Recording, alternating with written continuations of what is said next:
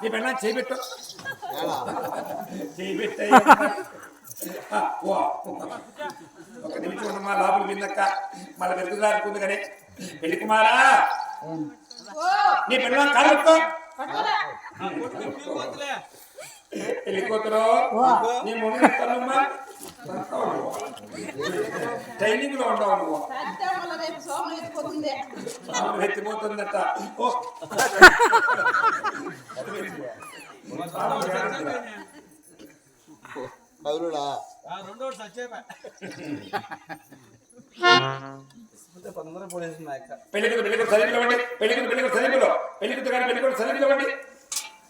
పెళ్లి అయిపోయిందా